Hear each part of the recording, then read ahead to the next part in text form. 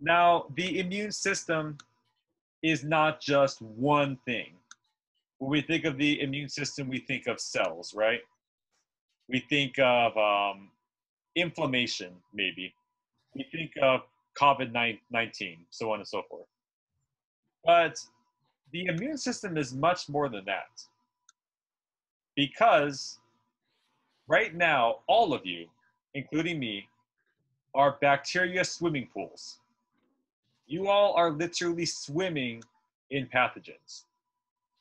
Every 20 to 25 minutes, a population of bacteria doubles by bacterial binary fission. Every 20 to 25 minutes. If you don't believe that it happens that fast, next time you eat something, wait and see how long it takes for your breath to start to smell bad.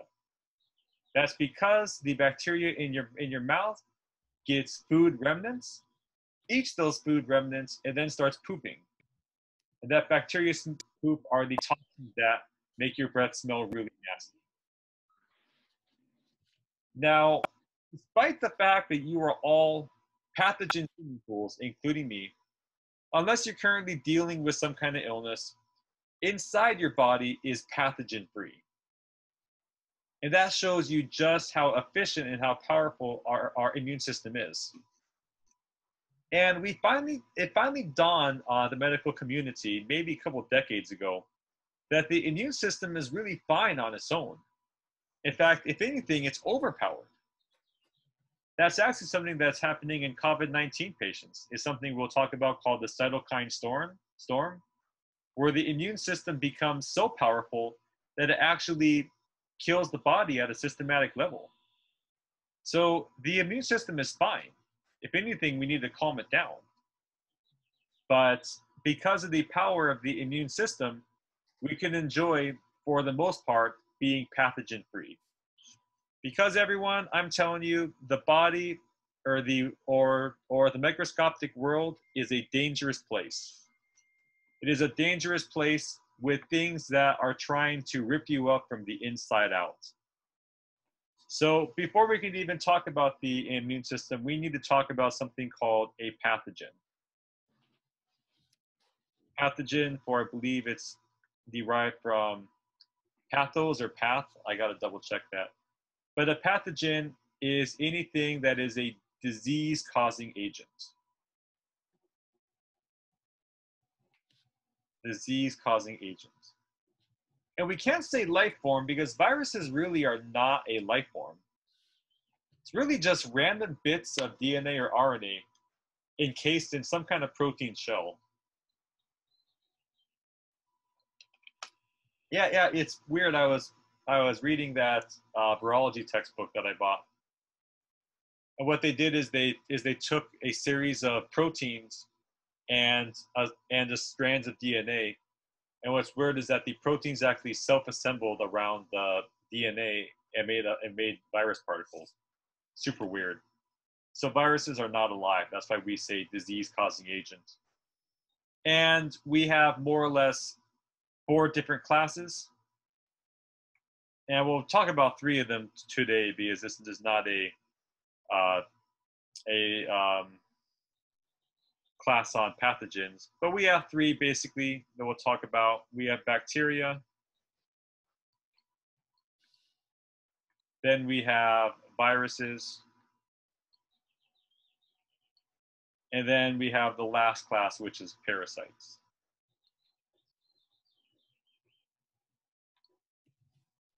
And which one do you guys want to talk about first? I honestly don't have a preference, so I'll call on one of my MySpace top listers. Gavin, you are my first MySpace friend on my list. Gavin, are you there? So Gavin, which one of these 3 do you want to talk about first?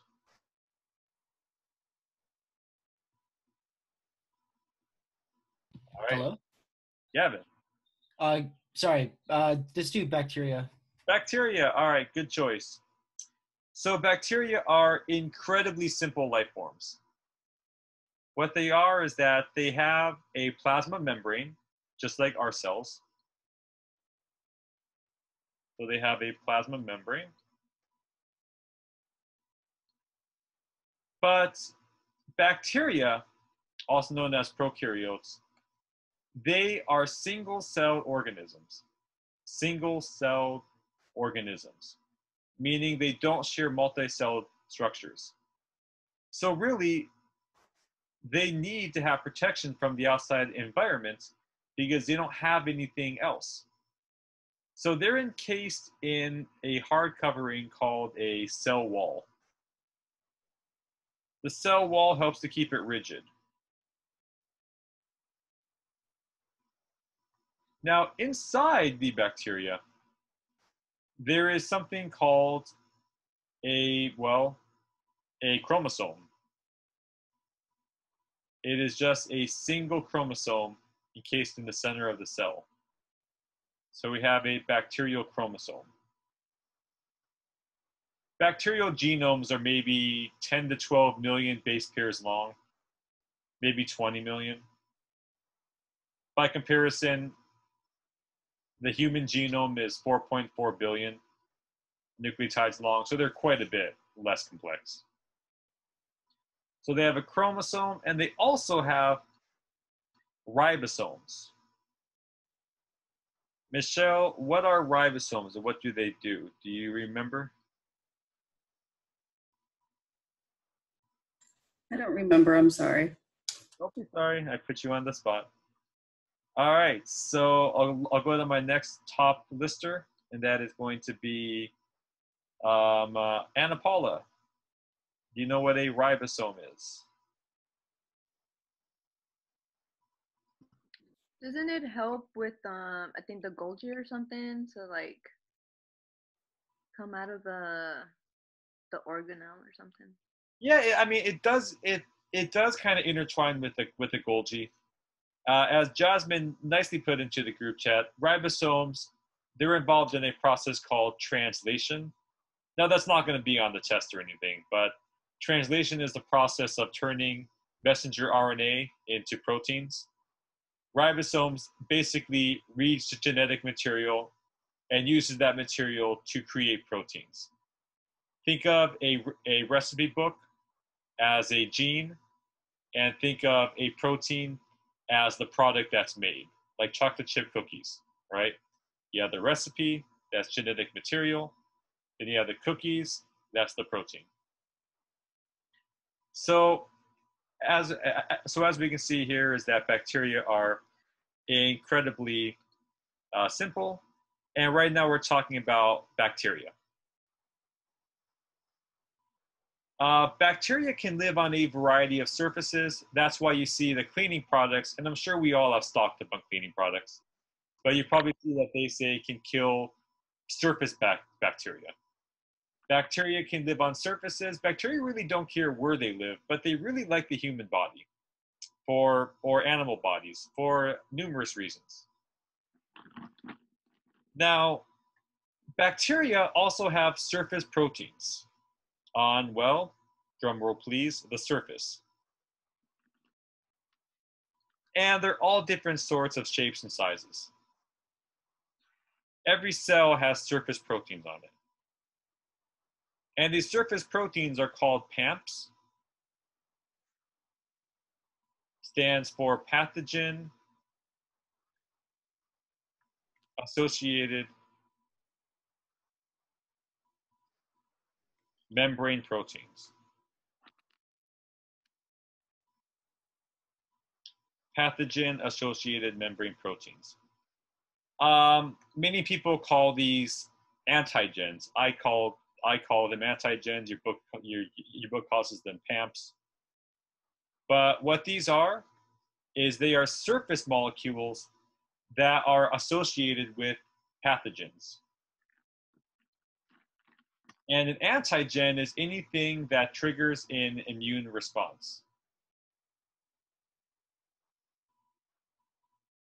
The immune system is designed to recognize self. It is designed to recognize things that belong in the body. So when it sees these PAMPs here, these antigens, the immune system is going to respond to destroy it. And the immune system is incredibly complex. Can't cover everything in this. 2 lectures, but it's incredibly complex. Bacteria does not thrive. It does not decide that it wants to cause us harm. So what happens if bacteria gets into our body, usually from a cut or a wound? Usually. What happens is it's going to get into our wound, and I'm going to draw here some cells. So these are normal body cells. And we'll say that there's a couple that are broken. So we have damaged cell here. Damaged cell. So what's going to happen is that when the bacteria get into the body, they're pretty much going to find a spot in this broken cell where it can hide.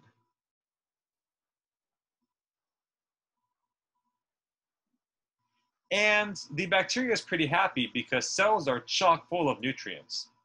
There's some spilled blood here, there's proteins, glucose. So the bacteria is pretty happy. So it starts dividing. Remember that bacteria doubles every 20 to 25 minutes. And it's going to keep on dividing and dividing and dividing. And bacteria can actually divide really fast. So fast that they can take over an area really fast. I'm going to show you a quick video of bacterial binary fission. Let me go ahead and get that up really quick. Professor, I'm sorry to cut you off, but just wanted to make sure, is the lecture being recorded? Mm-hmm. Okay, thank you. Just got worried for a second. Nope, thank you, Marley. I always appreciate reminders. All right, let me look here. Bacteria, binary fission. Ooh, this is one of my favorites. So this is actually, let me go ahead and share this with you. This is actually a, of course, it's sped up several hundred times, but you can get an idea just how fast bacteria can replicate. So this is times 540 speed.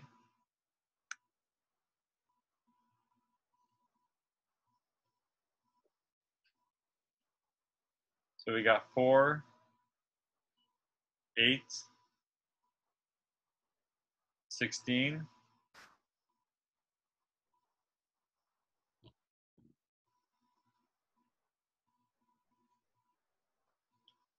This is also why food can spoil so fast, because bacteria gets on it, starts consuming the food, starts doubling in population.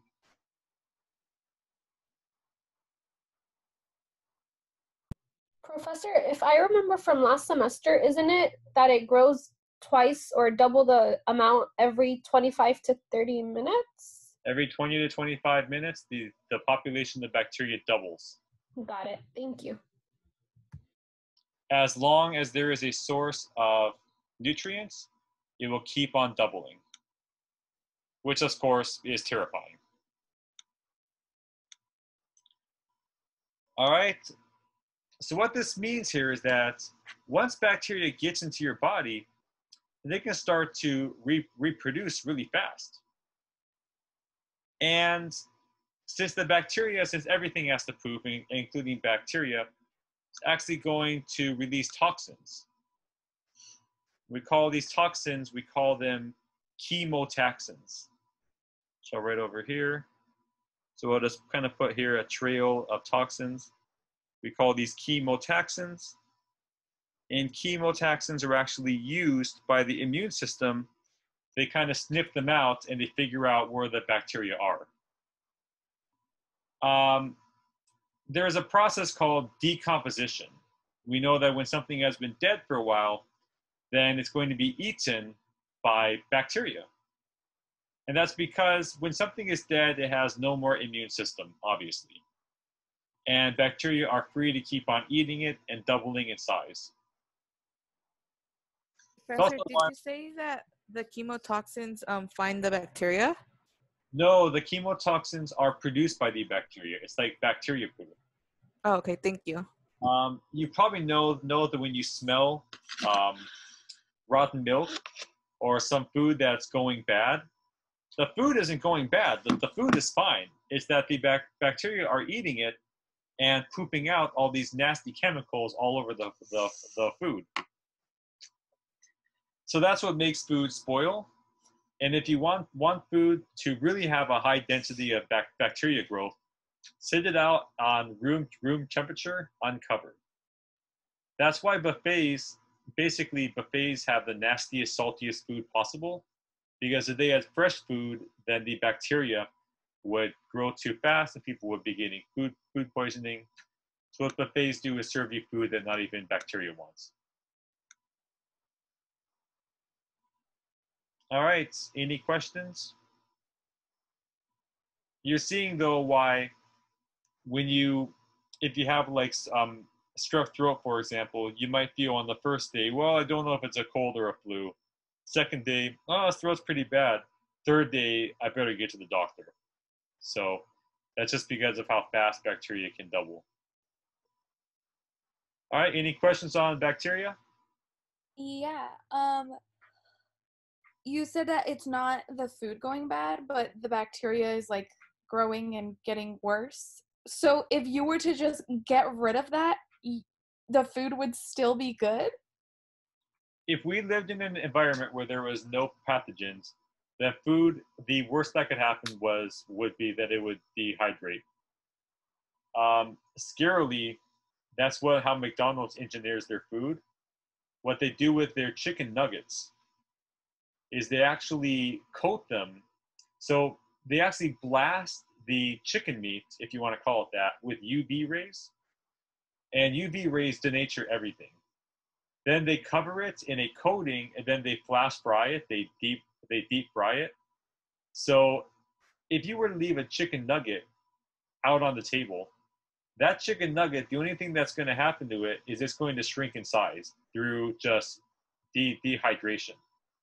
But but the inside of a chicken nugget is sterile. It's probably one of these most sterile places on earth. So yeah, if we had no pathogens, you could have food just sitting out there. Worst that can happen is it'll get a bit crunchy, but yeah. So I'm telling you guys, buy some chicken nuggets and just put them on the counter, and they'll still be chicken nuggets. They'll be fine. So in other words, don't eat from McDonald's? I don't suggest it.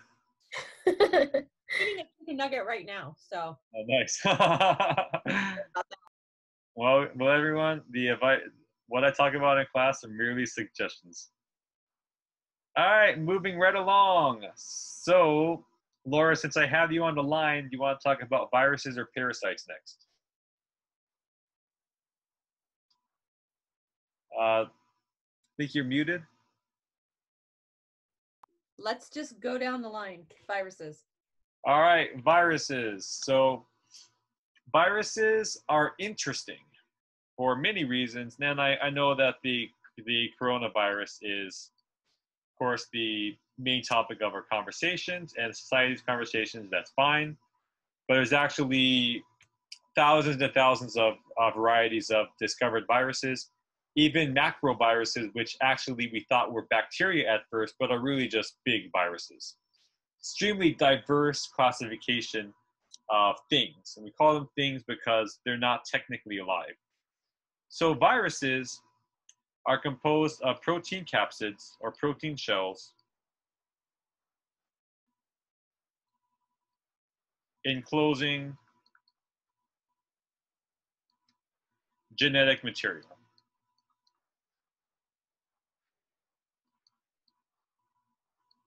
And the genetic material is going to be in two forms, DNA or RNA. We call RNA viruses, we call them retroviruses. And a virus kind of looks like this. So they always have some sort of outer shell. Inside that outer shell is going to be a series of genetic material and enzymes. And viruses can only get in animal cells if they have a protein that can fit into some kind of receptor. Like we know that SARS-2, it has spike proteins that can fit perfectly into our ACE2 receptor. Okay, we have some chat activity here. What does that C word say? Capsid, C-A-P-S-I-D-S.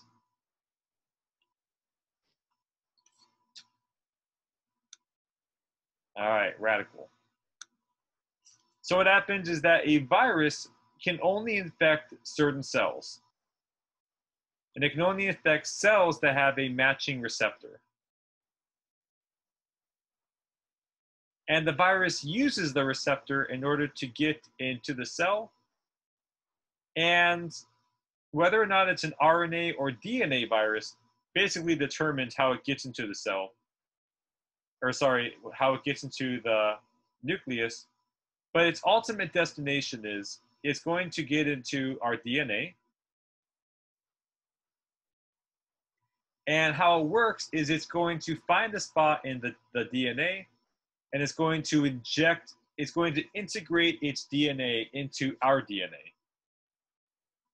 So let's go ahead and point an arrow. This purple on the end is going to be the viral DNA. So viral genes become a part of your cell's genes.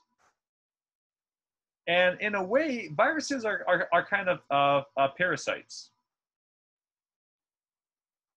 They're parasites because they cannot reproduce without your cells. They have to have your cellular machinery in order to reproduce. So what's going to happen is that the viral gene is going to express itself, and it is going to, one second please.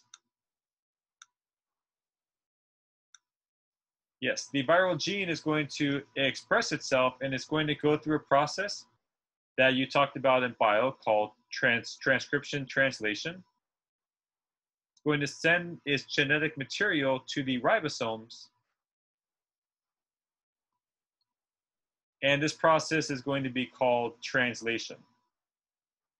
Translation reads the viral code, or just genes in general, and it's going to make a protein. So what has happened to your cell is it has been taken over. The viral DNA is basically taking over the cell, and it's telling it to stop what it's doing and just make copies of viruses. So what you're going to have is you're going to have hundreds of thousands of millions of viruses, so I'll draw here in brown circles, being assembled inside of your cell. And eventually, it is going to become so populous, they're going to burst out of your cell. And you are going to have hundreds of thousands of viruses roaming around in your extracellular fluid, getting ready to infect other cells. And that's where the virus is in a good mood, because we call this a lytic infection. Lytic infections, what happens is that the virus gets into the cell, gets into the DNA, and starts to reproduce right away, starts to reproduce instantly. But if it's not in a good mood, it's going to enter what's called a latent stage or lysogenic. I'll just call it latent. And this is actually really bad, because the virus is going to do all this.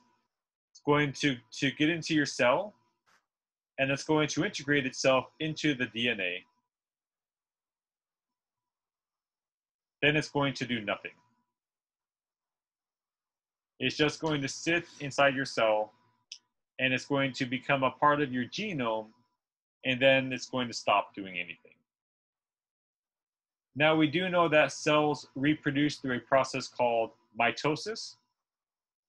And if this viral DNA is now a part of your cell's DNA, every time you have a new cell made, it's going to have a new copy of the virus. So in theory, one cell could turn into thousands and thousands of cells containing viral DNA. And then this virus might activate randomly, and you could have an outbreak. That's what happens during the herpes virus. The reason why viruses involving the herpes simplex virus do not have a cure is because it's literally now a part of you. It's a part of so many of your cells that there's no way to eliminate it. So some viruses. For that. I'm sorry? I have a question. Sure. With, for example, like herpes simplex, it pretty much stays dormant until it's activated. This may or may not be the correct time to talk about this. Sorry. It's activated like when people are sick, they get activated. Like if they get like a common cold, it can activate it. Why is that? The actual truth is that we don't really know what activates it. It could be periods of illnesses. It could be series of stress. It could just be random. It's really different for everyone.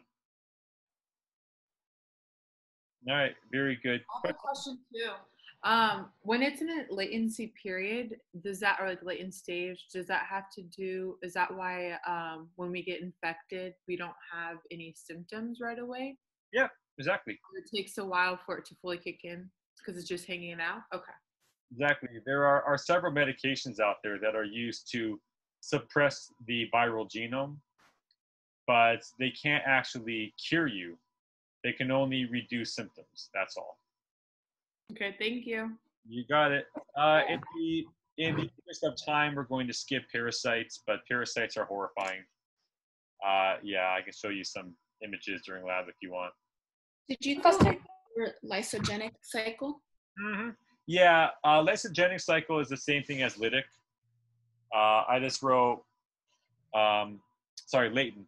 I just wrote latent because I was feeling a bit lazy, but it's like. Can you briefly go over that just one more time, please? Sure. So the first step of viral infection is the virus must get its genetic material into the host genome. It must become a part of your host genome. It's almost like an undercover spy that infiltrates a base and then hides out.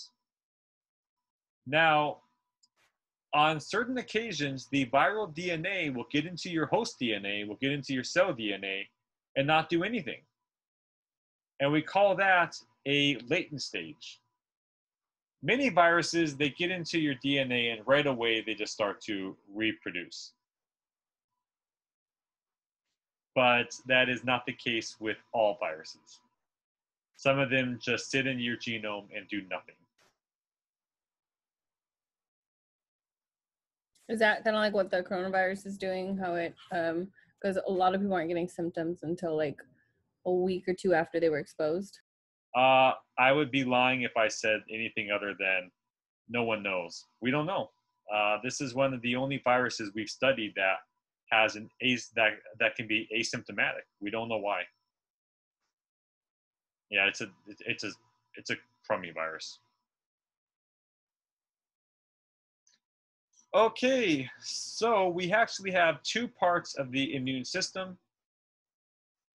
So we have a general category, and the general category is going to be,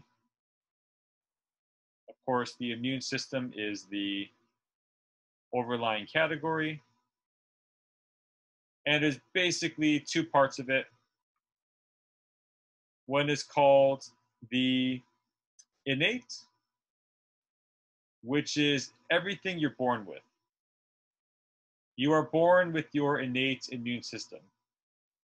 And the other is called acquired. Acquired means that you acquire it over time. So every time you get an infection, your body learns how to beat that particular pathogen. And then you're going to make antibodies. So you've acquired the knowledge to defeat that specific type of pathogen. It's actually why babies cannot really get sick their first couple of months of life, because they actually adopt the mother's immune system. it adopts the mother's antibodies, which last for a couple of months. And then the baby has to build its own immune system. So the innate system is comprised of two systems. One is called primary, and the other is called secondary.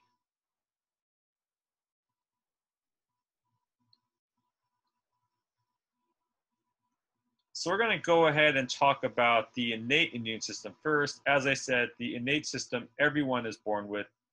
You get it free of charge just by being born. And the primary system is mainly derived of physical structures. So we're going to go ahead now and talk about the primary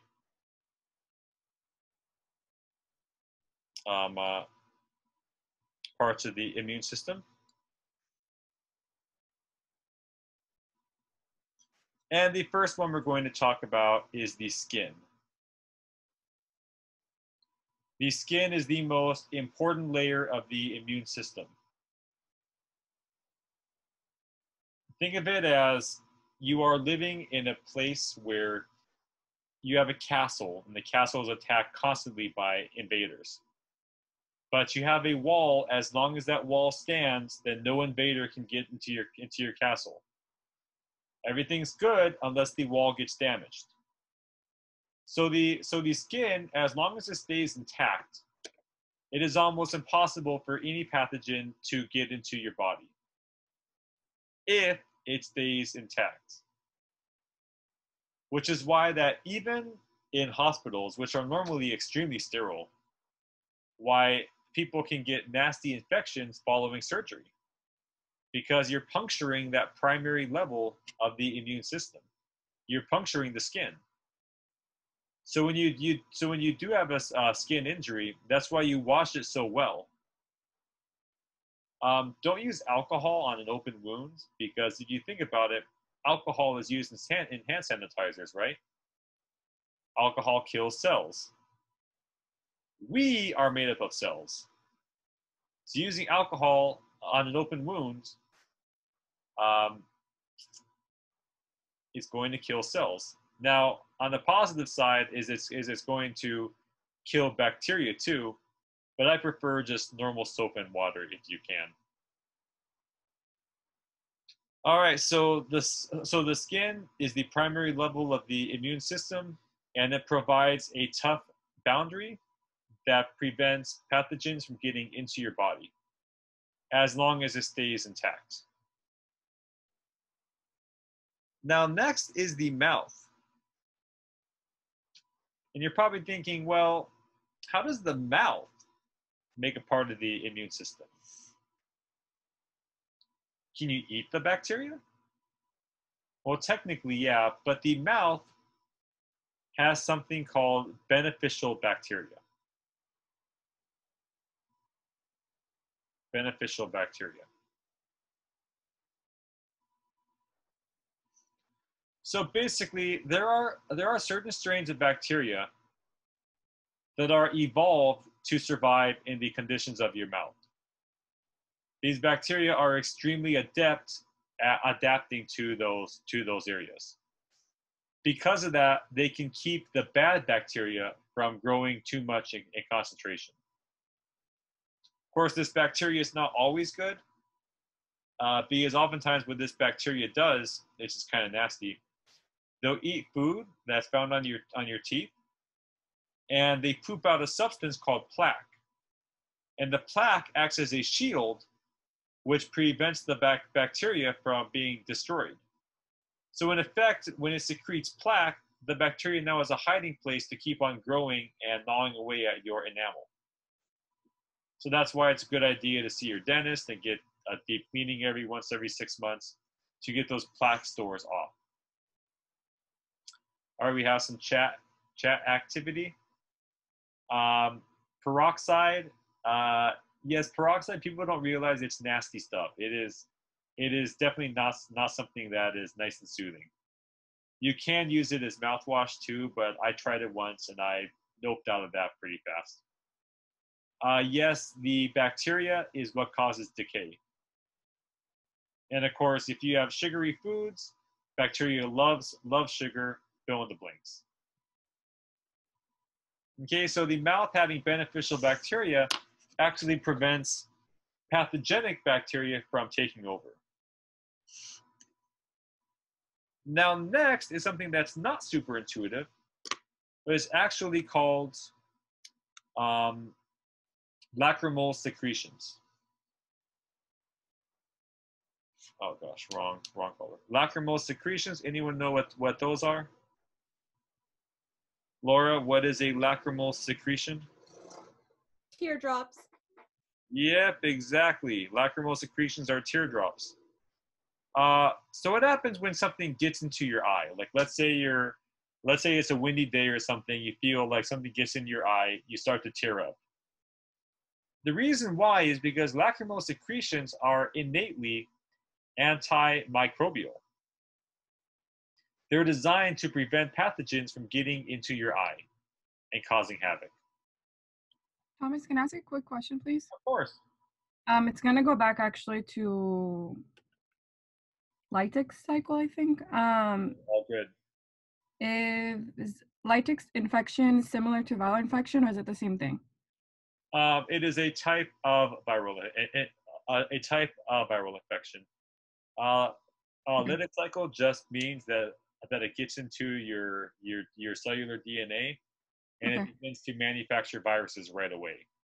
Okay, thank you. Latent/lysogenic means it gets into your DNA and does nothing, but it will eventually switch to a latent cycle. So, a lytic cycle.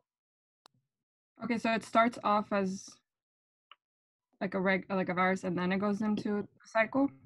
Yeah. So all viruses eventually get into a lytic cycle, but if they stay hidden for a while, we call it lysogenic or latent. Okay, thank you. You got it. Now the next one, I'm actually kind of running out of room here, so I'll go down a bit, is stomach. Now the stomach actually has a pH, if you recall, a pH of 2. Any pathogen that gets into your stomach is going to die, except for the one that causes ulcers. That's a rare one. I'm forgetting the name of it. Something Pyroli or something. But yeah, it eats away at your stomach lining. There's even bacteria, not to go on a tangent, there's bacteria that actually eats metal, and it's eating away at the Titanic. So we're not going to have a Titanic after maybe a couple more decades. But anyways, the stomach kills all pathogens. You're probably thinking, well, why is it that you can get food poisoning? Well, recall that bacteria, they produce substances using their ribosomes, and they make these things called enzymes. And some of these enzymes actually are pretty powerful and pretty gnarly. So when you eat the bacteria and they're denatured through your stomach acid, what can actually happen is that those toxins are released, and now they're in your system, which causes an immune response. But that also goes hand in hand with the gastrointestinal system. The gastrointestinal system can trigger something.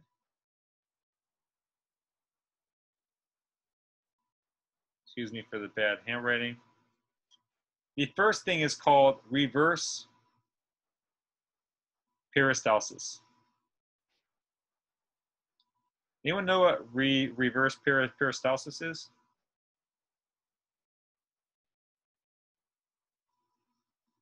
Well, if peristalsis is to move food from your esophagus to your digestive system, reverse peristalsis is exactly what you might think it is. It is taking food from your digestive system and returning it through your mouth. We call that throwing up. All right, we have some chat activity. Let's see what's going on here. Thank you, Jessica P. And thank you, Nahida. And Jared is definitely correct, vomit.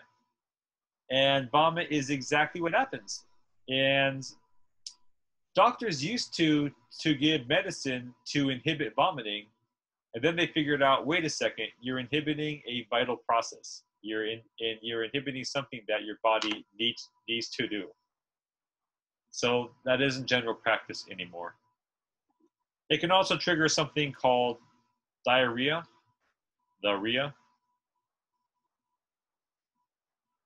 And this, despite the numerous jokes that have stemmed from that word, it's actually vital. Because if you have something that you need to get out of your body really fast, and it can't be expelled via reverse peristalsis, what has to happen is it needs to be cleared out. Now the GI system is a tube, so if there's something at the top of the tube that needs to come out, then everything below it needs to come out too. So that's why people have diarrhea, where you feel like you are literally pooping your stomach out. It's because everything that is below the suspected pathogen needs to get out of your body first. Next is the respiratory airway. Respiratory airway. This is through the production of something called mucus. If you inhale something that is toxic or bad, it's going to get caught in your mucus, hopefully. It doesn't work super great with viral particles because viruses are incredibly small.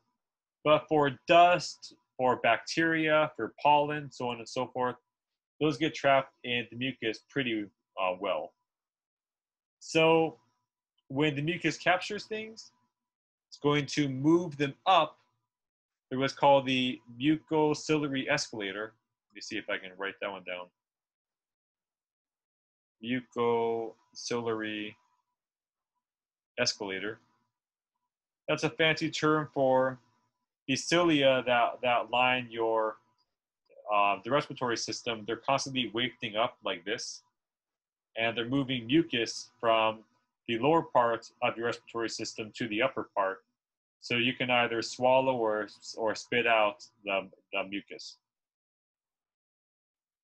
And lastly is the bladder.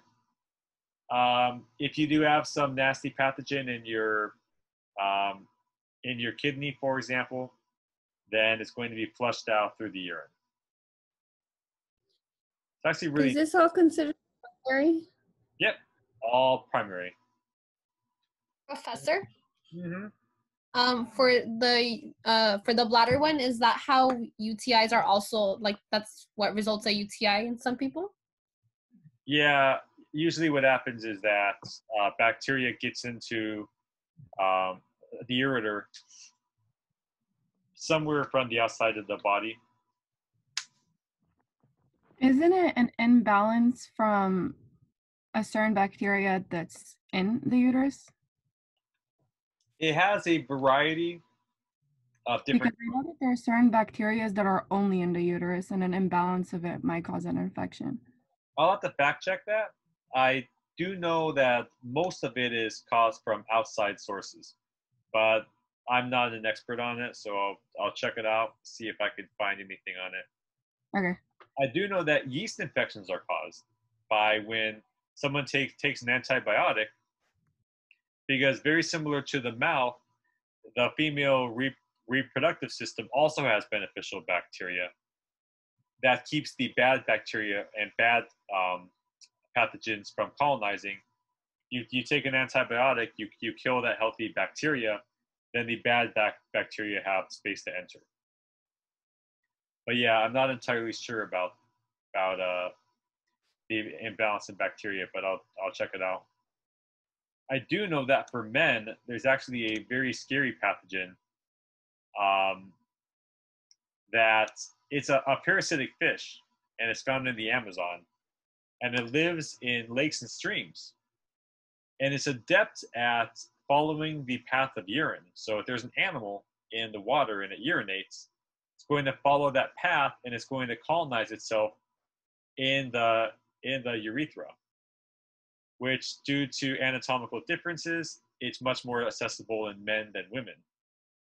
And what it does is it lives there, and it reproduces, and if it isn't caught soon enough, then the organ has to be amputated. So if you go to the Amazon rainforest and you are a male, do not pee in the water. All right, any questions on any of the primary system? So we see that many of the primary effects, they're just more or less a part of the normal body systems, or they're also modifications of them. Oh, one other thing I forgot, the nasal. I'll just keep it in blue. The nasal passageways, the nose. Because we can actually smell out, we've actually evolved to smell out bacterial toxins. So when you smell something gnarly that smells bad, you will feel disgusted. You will know that it's bad. You'll know that it's not, that you shouldn't drink it. Even though I think it's a previous generation thing. Like my dad, for example, my entire life, he would drink milk that probably should have been thrown away a week ago, but he would refuse. Maybe some of your parents are the same way, but I don't even deal with it. If it smells bad, then it's going to feed the bacteria at the landfill. All right, any questions on primary system? So now let's begin to talk about the secondary system. So the secondary system involves a class of cells called leukocytes. And leukocytes are involved in both the secondary and acquired systems, but there are certain leukocytes that are only prevalent in the secondary system. Okay, so this is going to be eraser. So these are going to be non-specific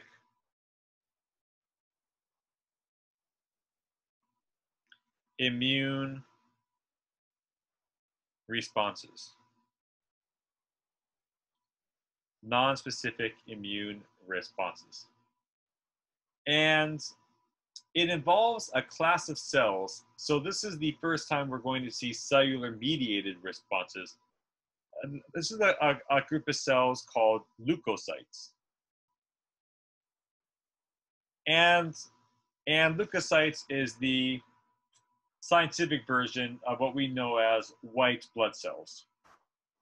We have many red blood cells, but white blood cells, leukocytes, there's not nearly as many. If you were in anatomy, and if you remember looking at blood slides, you might remember there being a bunch of red blood cells, but only a couple of leukocytes. So there are two different classes of leukocytes. Some are called granulocytes and some are called agranulocytes. And most of the ones in the secondary immune system fall under the category of what we call granulocytes. Let me go ahead and write that down. Granulocytes.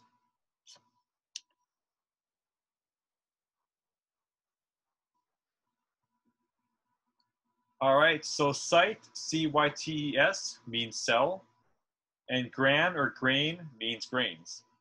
So pretty much means grains in cells.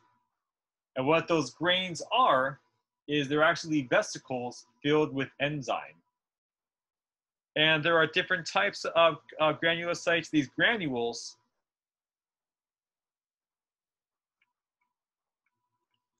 they are vesicles filled with enzymes. Those enzymes, as you can imagine, usually are designed to kill things. So let's talk about the different granulocytes. First one we'll talk about here is called a neutrophil.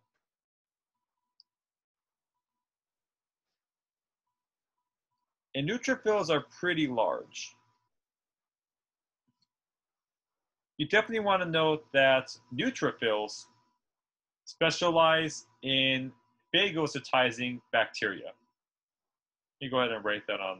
Let me see if there's a spot to write it here. Here. Oh, I'll write it over here. So neutrophils, their job is to phagocytize bacteria.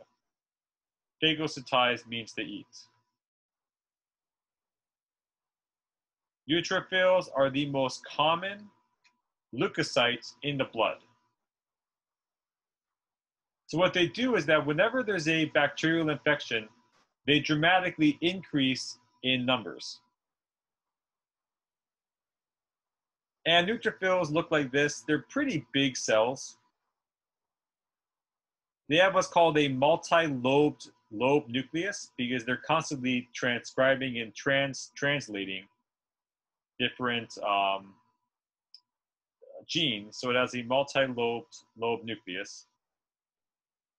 And as I said, it is filled with granules like this. Neutrophils, even though they are similar to macrophages, they don't have nearly as long of a life. They can eat maybe a couple bacteria and then they die. Anytime you see pus, you might be thinking, well, what is the white stuff that makes up the pus? And the answer is dead neutrophils. The dead neutrophils are what gives you the pus part of things. And you also want to note that they're the most common leukocyte in the, they're the most common leukocyte. Now there's a condition called a neutrophilia. So right here, neutrophilia. And this is an increase in neutrophils due to a bacterial infection.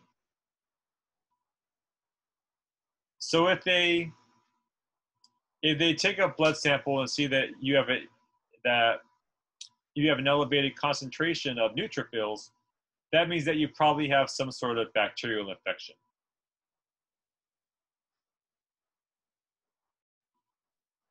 Okay, now the next one is going to be called a basophil. Basophil. And basophils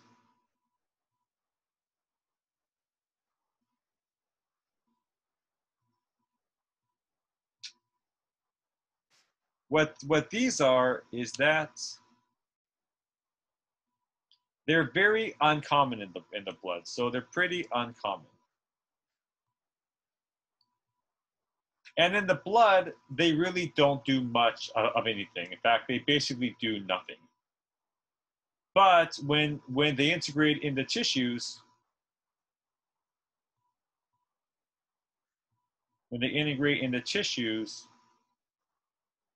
they become something called mast cell. And mast cells contain a hormone called histamine. And histamine is the main hormone involved in inflammation. I think that looks pretty ugly. Let me rewrite it. So histamine is responsible for something called inflammation. Basophils kind of look like this. They have very large grains because they are basically histamine making machines. And then they turn into mast cells when they get into your tissues. Because ultimately, basophils want to get into your tissues and become mast cells. All right, now the last type of granulocyte we're going to talk about is called an eosinophil. Name kind of rolls off the tongue. So it is called an eosinophil. And I'm running out of space here to write, so I'm going to go ahead and erase neutrophil here. And eosinophils specialize in a type of a pathogen called a parasite. So eosinophils normally are pretty rare in the blood. So what their job is that they attack parasites. And they look kind of similar to neutrophils, just smaller. They also have a multi-lobed nucleus. Some of them even look like alien eyes. And then they're filled with grains. Rather uncommon in the blood, but if there's something called an eosinophilia, that is an increase in eosinophils due to a parasitic infection. And I will close class with showing you a video of eosinophils in action. Now what they do is that the eosinophils, they actually communicate with each other through a series of hormones we'll talk about next class called cytokines. So you see that as they begin to attack the worm, you'll see that more of them are going to be recruited to attack the parasite. Go ahead and find this here: white blood cells versus parasites. Professor, what did you say eosinophils are again? Increased what due to parasitic infection? Increased numbers due to parasitic infection. Thank you. You got it. Can you guys see the screen? No, we can't. Really? Lame. Okay, 1 second. Okay, here we go. So this is a parasitic worm, and these dots here are going to be eosinophils. So let's see what happens in this.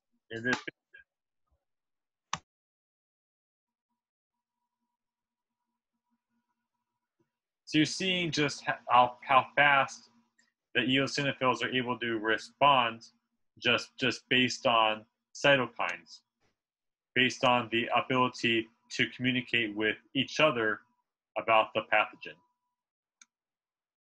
All right, so we have some chat activity. Let's see what's going on here. So Stacy, that does say mucociliary escalator. Let me see if I can spell that out for you. Mucociliary escalator. That might not be the correct spelling, but close enough. Caroline, thank you for verifying that. Shannon yelled at me because I erased something, but Maya is going to save me by sending Shannon the notes. Thank you, Maya.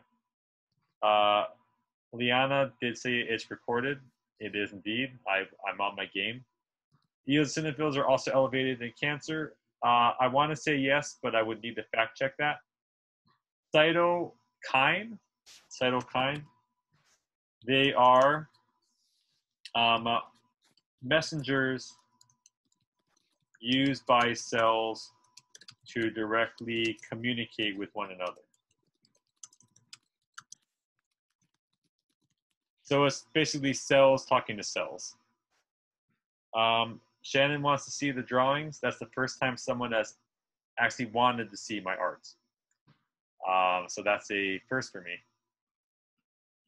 All right, everyone. It has been a pleasure, as always. We'll be finishing the second part of the immune system next class. And if we don't get quite done, then I'll make a recording because this is a pretty long lecture. Professor, can you zoom out so we can see the drawing of the eosinophil? Oh, that's what you guys want to see. Oh, okay. All right, do you see it now? It's still pretty zoomed in. Better? No. Yeah, now it is. Okay, cool. Professor, I have a question. Yeah. And I know this is probably unlikely, but by any chance, will you be giving out extra credit this semester? You'll be getting credit as for turning in all of your labs. Okay, thank you. You got them already. It's like I remember in college, one of my friends, he wasn't doing well in class. So he goes to the professor and he goes, "Professor, is there anything I can do to get a C?" And the professor looked at him and said, "I'll tell you what, son. You get an A on the final, I'll give you the C." And my friend comes back and he pulls out his calculator and he said, "Wait a second. I would get a C if I got an A on the final anyways."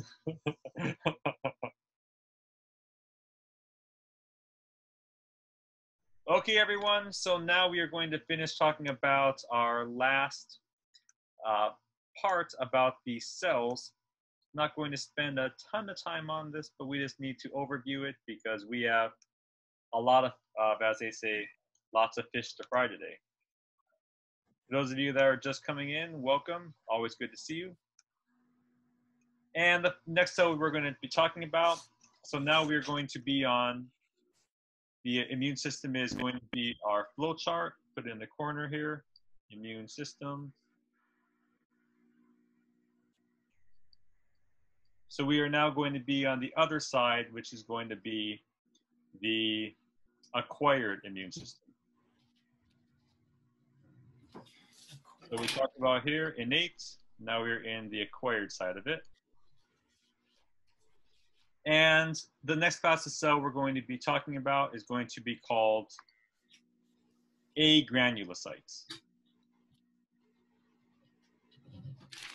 Some of these are part of the innate system and others are part of the acquired system. So first we'll talk about the innate ones. We have two classifications here. One is going to be called, one second. One is going to be called, let's see, innate. And we have two ones in the innate system to talk about. And the first is going to be a monocyte.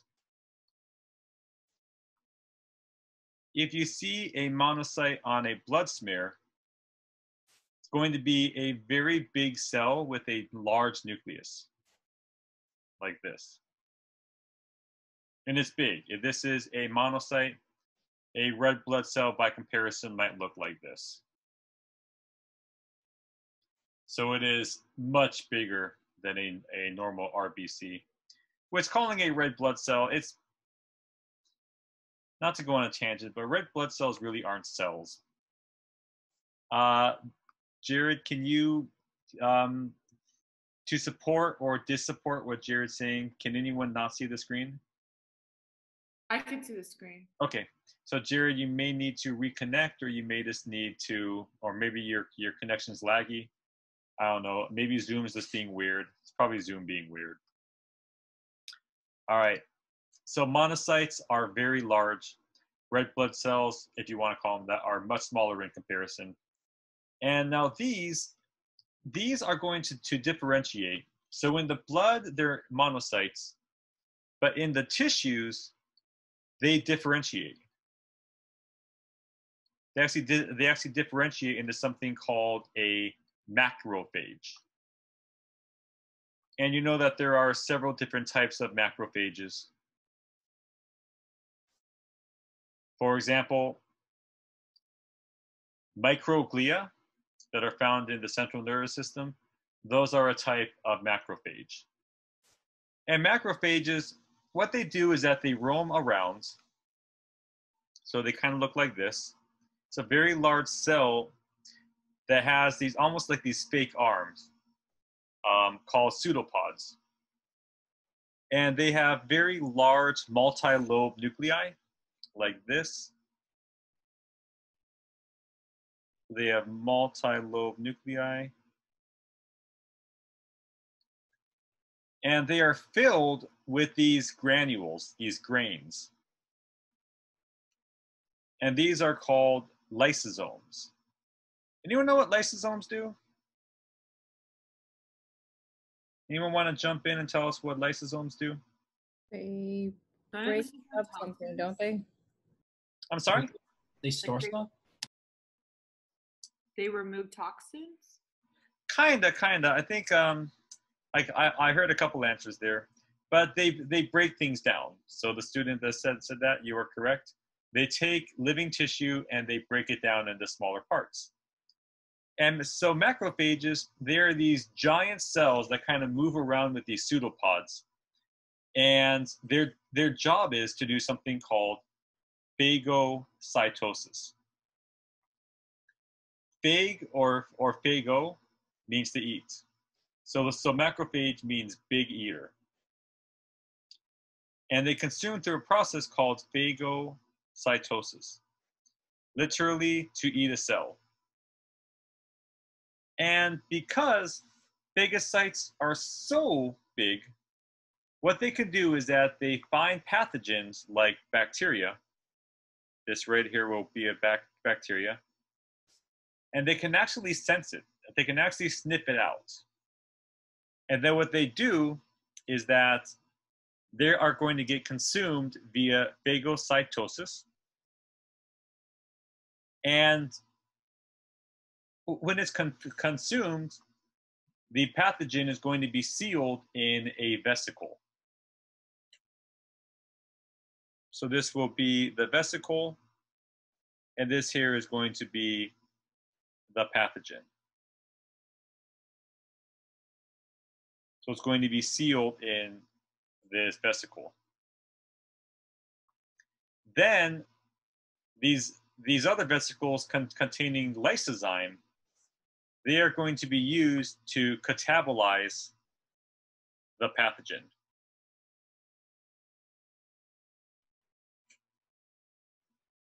And then what's going to happen here is that the pathogen now is going to just be in pieces. So I know I'm kind of running out of room here, but it looks kind of like this. I know that's very small. And the pathogen is going to be in pieces. Like so. And then it is going to be dumped out via exocytosis. And those small pieces of pathogen are going to be dumped out into the lymphatic system, the bloodstream, but the pathogen is not going to be destroyed.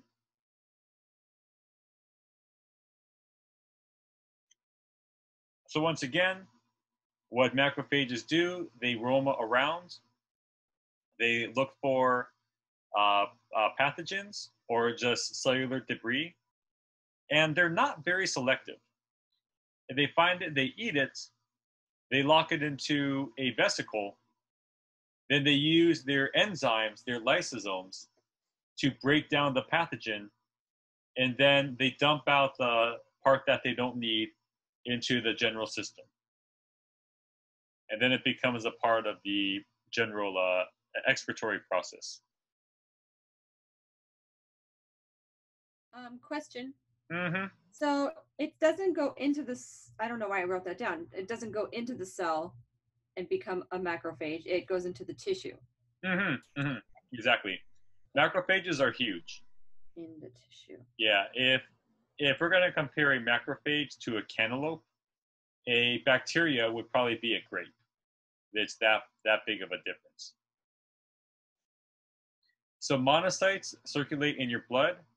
They get into tissues because they can actually swim through cells, almost like they're swimming through water. They can just swim and separate cells, and then they can hunt for pathogens that way.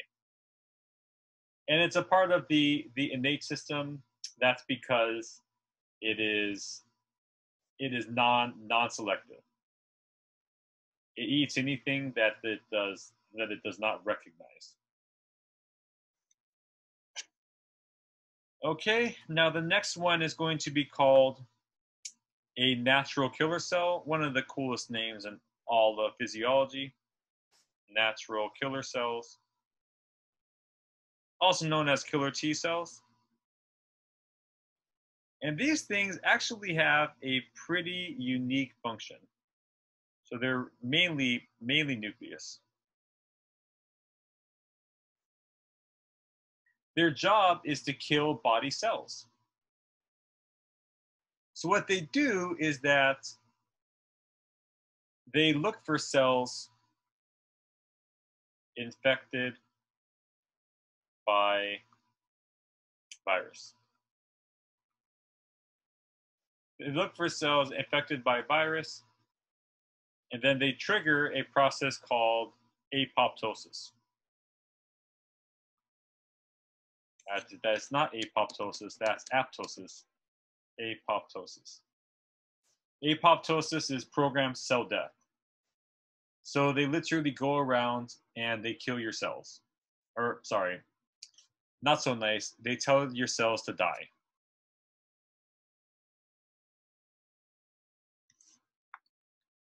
Now we have some other ones that are part of the acquired system. And these are called lymphocytes. And there are two of them, B lymphocytes and T lymphocytes. Going through this a bit fast because we have a lot to cover. So that is the rest of our flow chart.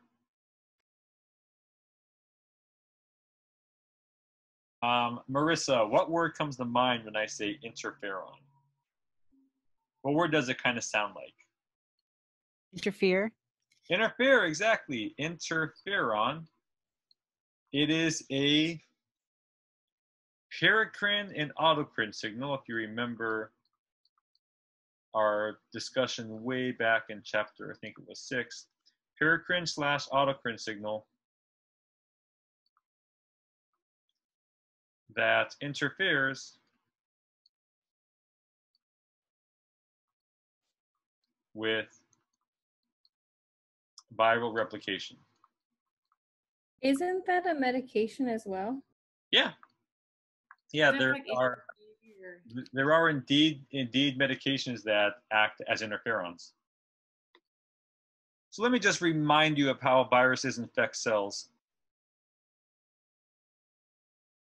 This is the cell. And on the cell surface, I'm going to put a protein here that we're going to need to know. I'm going to draw this protein in a rather exaggerated manner. And this protein is called MHC class 2. MHC stands for major histocompatibility complex, MHC2. And what this does is it is going to display fragments of pathogens. Now you're probably saying, why would it want to do that? Well, just relax. We'll get to it. Just a reminder, we have here a nucleus, and we know that our DNA is in there. And we also know that if a virus can somehow get its DNA into our cells, it is going to go into the nucleus, and it is going to trigger what's called transcription translation, where it then goes to the ribosomes, our body's protein-making machinery,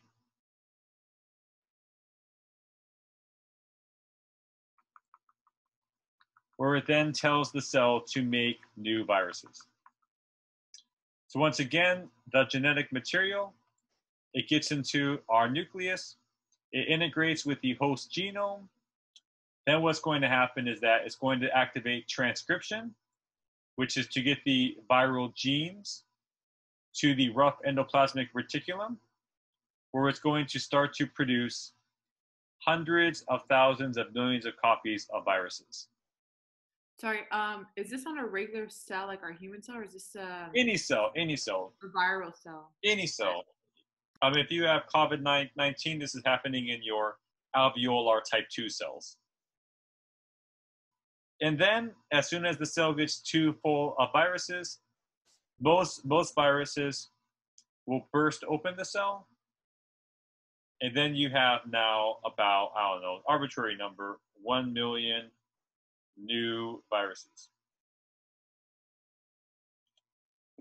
Obviously, if this was to go on uncontrolled, then the organism would be quickly overwhelmed with virus, and they would have a very short time left.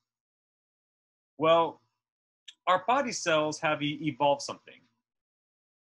Our body cells are very smart and very coordinated. But it is important to note that a cell is not just one entity. A cell is like a planet with a bunch of things doing different tasks. And one thing that our cells can do is our cells have the ability to recognize when it has been invaded. So basically, cells know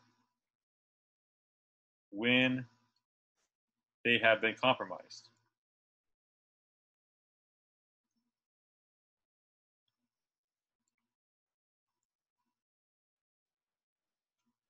So what happens here is that the cell, it is not just going to sit there and let viruses be produced unfettered. Instead, it's going to take this virus, going to take one virus, and it's going to transport it to this major histocompatibility complex protein. And it's going to display this virus like a badge of honor, kind of. It's going to hold this thing up. It's almost like it's taking the virus and saying, here it is. So what this is going to do now is the cell's also going to secrete a hormone called interferon. So what interferon does,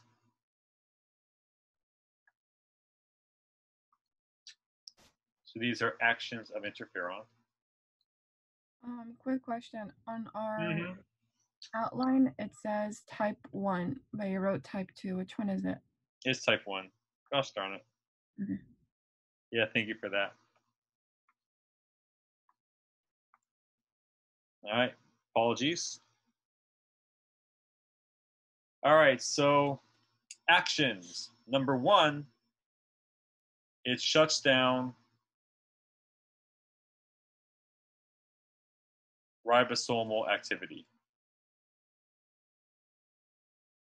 This is similar.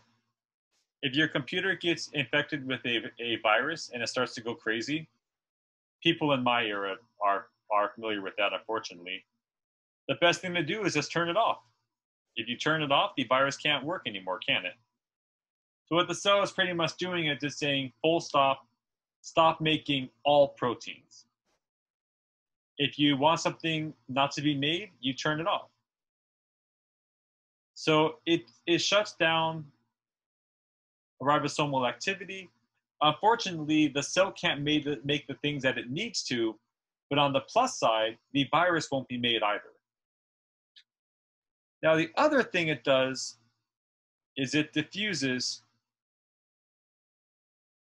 to nearby cells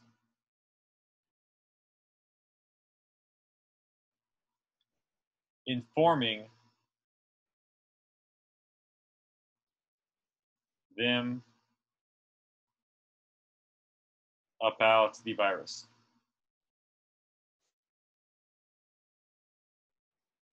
Getting some lag here as I write this. Sorry about that. And what that does too is they also shut down. So it's a genius process, really, because not only is the infected cell not making any more virus particles, but it's also telling nearby cells, hey, you might be infected too, so just to be safe, don't make anything. So in effect, it basically shuts down viral replication. Now you might be saying, well, okay, why is this MHC1 protein, why is it displaying chunks of pathogen? And the answer has to do with natural killer cells.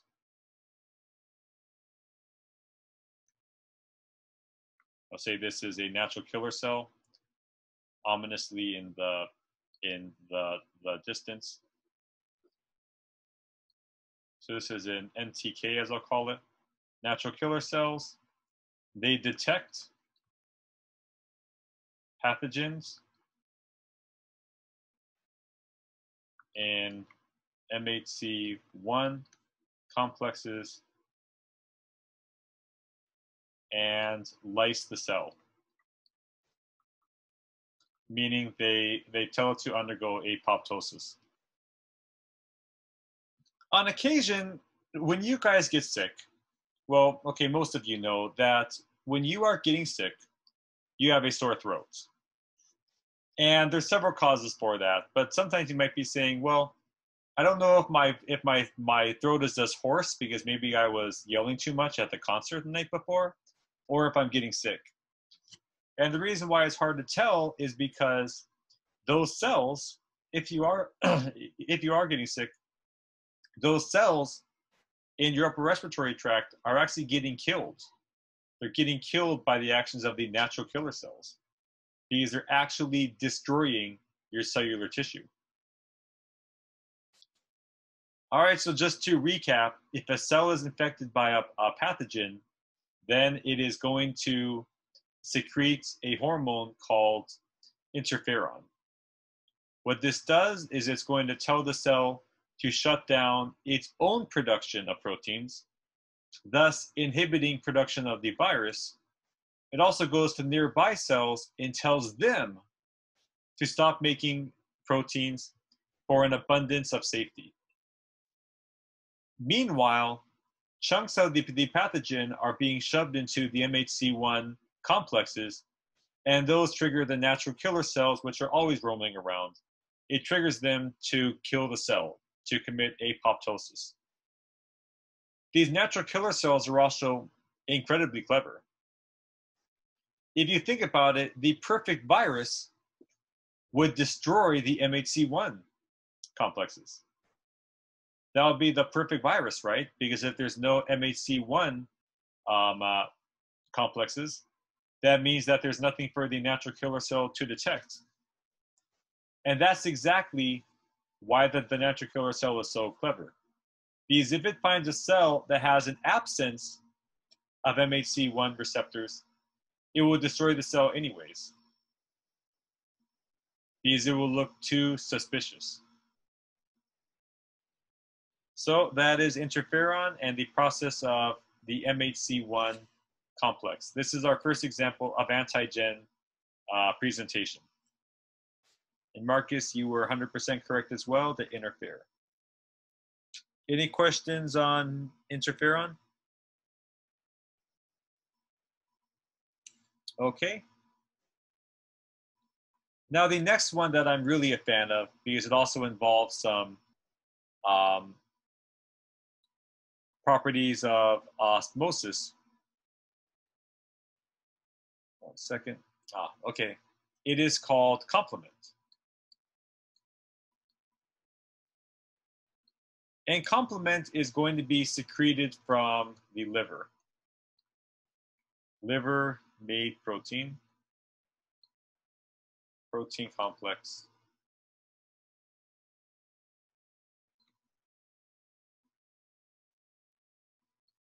That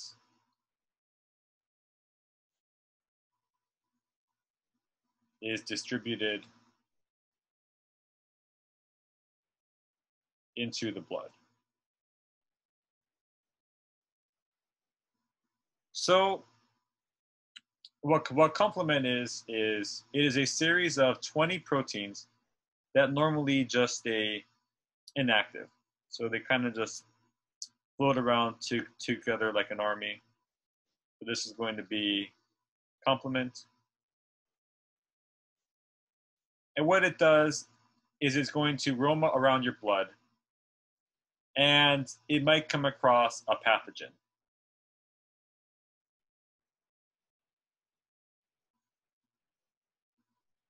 Now you're probably thinking, okay, well, how does complement detect the pathogen? Well, it looks for two things. One is going to be something called a chemotaxin. Might remember me telling you about chemotaxins. They're chemical byproducts that all pathogens secrete, or they could actually use these PAMPs, if you remember, pathogen-associated membrane proteins. So if it detects this, then it is going to trigger a phosphorylation cascade. Phosphorylation cascade. So these complement proteins have very unique names like C1, C2, C3. So what's going to happen is that each of these proteins is going to phosphorylate the other in a pathway. And at the very end of the pathway, complement is going to become something called the membrane attack complex, or MAC. Membrane attack complex. And it's actually really cool. It looks like a series of swords or straws. So it's going to look like this.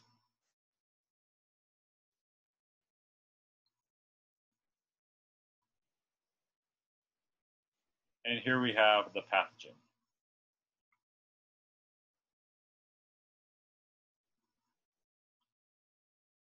Okay, now when you have sticks,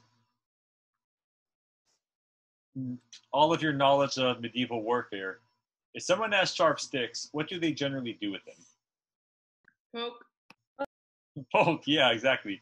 Poke in a very aggressive and non-friendly manner. So that's exactly what these sticks are going to do.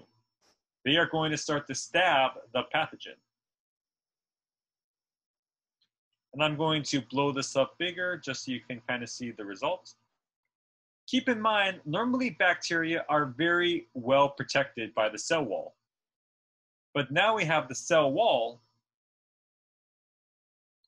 that has been broken, except now this poor bacteria has holes in it, thanks to the membrane attack complex. Now what happens is osmosis. Cells are very packed full of proteins. There's many more proteins and not nearly as much water. So if you're going to say that the blood is one environment and this inside of the cell is the other, then the bacteria would be hypertonic, and the outside environment, the blood, would be hypotonic in comparison. Okay, I know I didn't use tonicity right, but you get the idea. Now, water always flows into which direction? Where it's more concentrated? Exactly. So water, or plasma if you want to call it that, is going to flow into the cell. What's going to happen is the cell is going to become so full of water, it's going to burst. It is going to lyse open.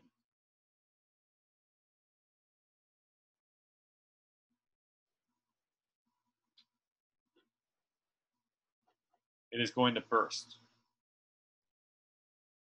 Almost think of it like you're filling up a water balloon with too much water, so it just bursts. That's kind of what's happening here. Complement is a very powerful set of proteins. I have a question. So when Sure. it phosphorylates, does it phosphorate each protein, giving it energy like ATP?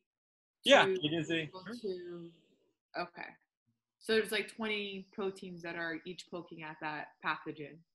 No, it's going to result in the formation of the membrane attack complex. But to do so, the complement proteins, they activate each other in a cascade. C1 activates C2, activates C3, activates C4. It's a very complex pathway. Oh, I remember this from micro, and it's like C8 or something or 9 that causes. Okay. Yeah, it's a very complex pathway. Probably in micro you'll be going over it more, but in this class, not so much. Oh, yes? Was there a question? No? Okay. So now what we are going to do is we are going to, I don't know why I put this later in the study guide, but for chapter 24, part 2, there's a lot of repetition. And just so we're on the same page here, let's just make sure we're clear on some terms, because we'll be using a lot of these terms in the next 20-30 minutes. So I'm going to call this essential terms.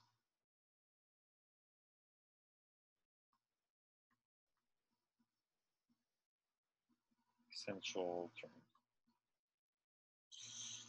Cannot write anymore. And the first thing is to know is that we need to be clear that an antigen is anything that triggers an immune response.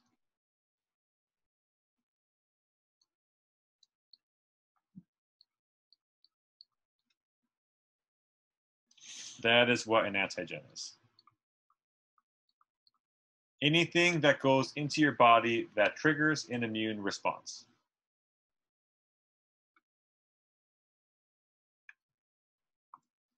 Now, what are some things that can act as antigens?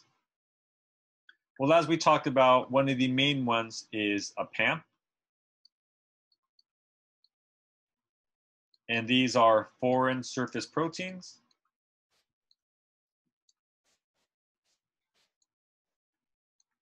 And the next one is something called a chemotaxin, which is a chemical trail that the pathogen in question leaves behind. So is a chemical trail that bacteria leaves behind.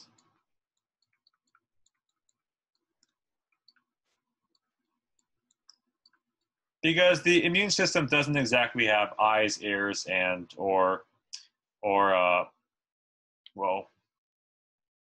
really anything at all. So it needs to rely on chemical signals or surface proteins. We already talked about phagocytosis. In inflammation, don't want to go into this too much, but inflammation increases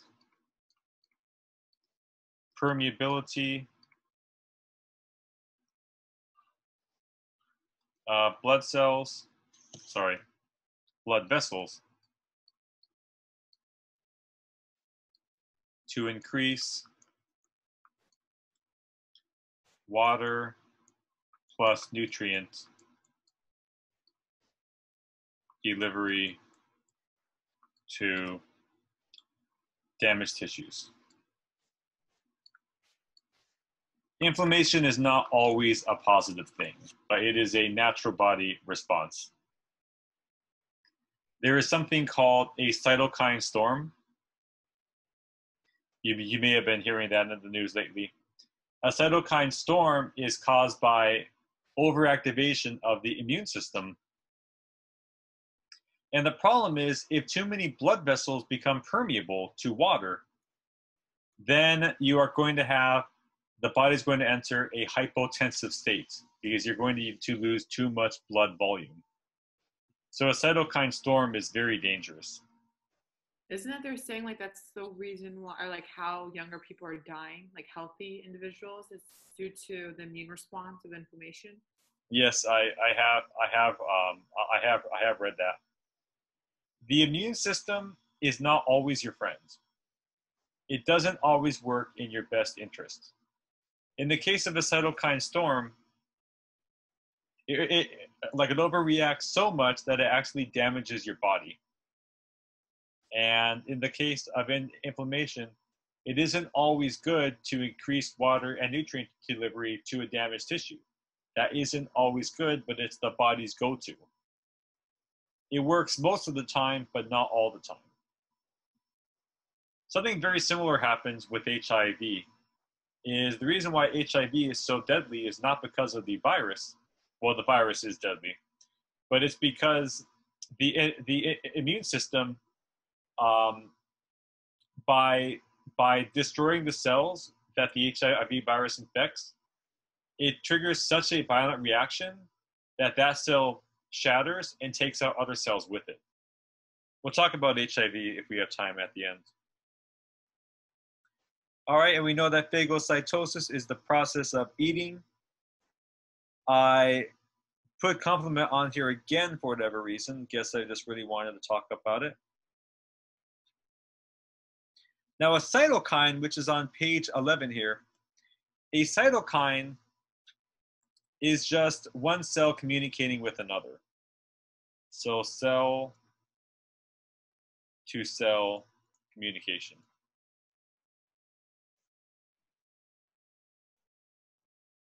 So what this means is that the immune system does not have a central commanding body. There is no part of the brain that coordinates the immune system.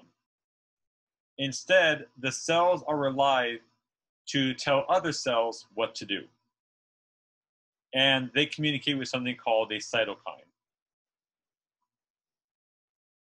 There are many examples of cytokines in the body, not just with the immune system, but they're mainly used in the immune system. There are several different types of classes of them. And a cytokine storm,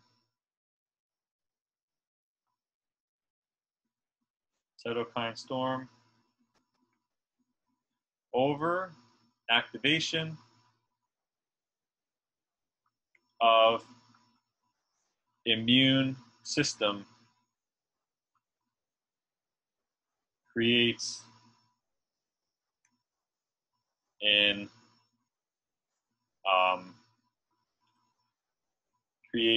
a dangerous state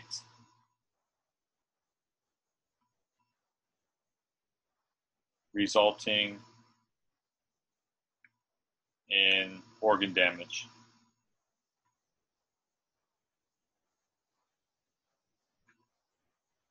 One of my friends, he's a big player at a pharmaceutical company.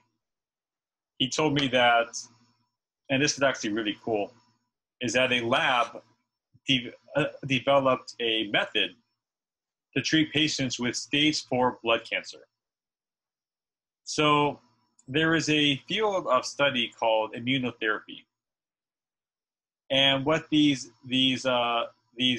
researchers did is they took patients that had stage 4 blood cancer, and I'm talking like weeks away or days away from death, and they extracted some of their blood, and over a 2-week period, they actually reprogrammed their lymphocytes to only detect the cancerous cells.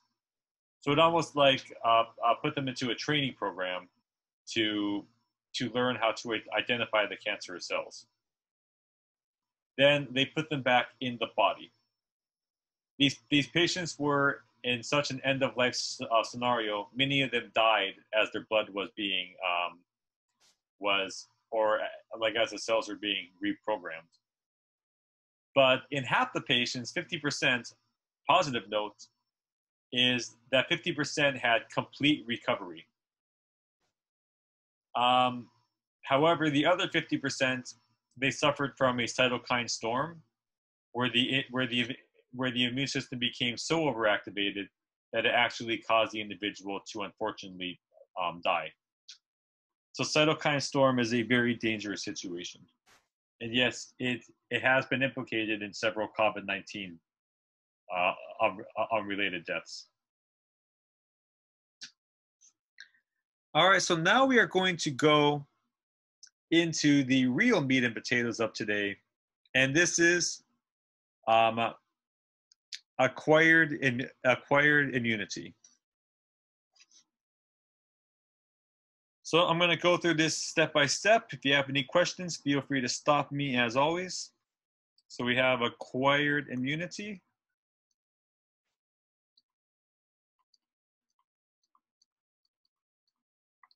And this is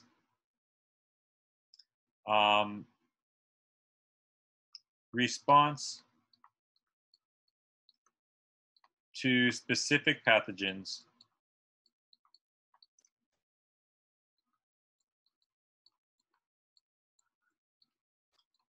that is acquired after repeated exposure. Why is it that young kids get sick so often? It's because when someone is born, their immune system is tabula rasa. It knows nothing. However, as the individual experiences pathogens throughout his lifetime, then the immune system will learn how to defeat certain pathogens.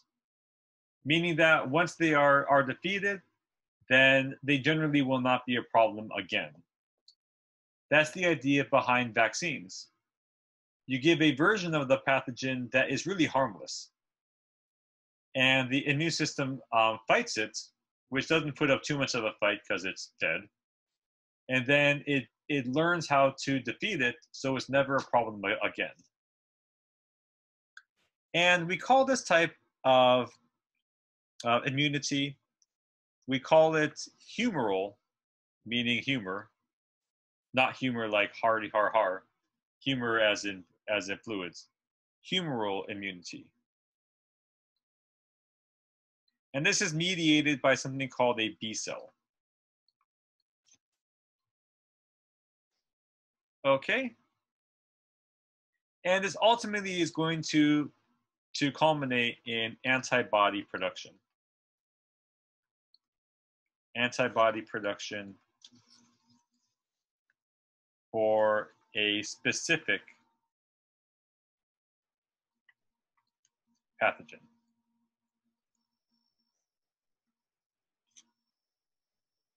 Antibody production for a specific pathogen. And we're going to break it up into phases. So I'm going to draw here a tissue. So phase 1, phagocytosis. So I'm going to draw here a tissue, and it's not going to look exactly the scale because I don't want to be drawing cells all day. But in purple, these are systematic cells. I'm drawing them very, very scattered because, as I said, this just represents the tissue.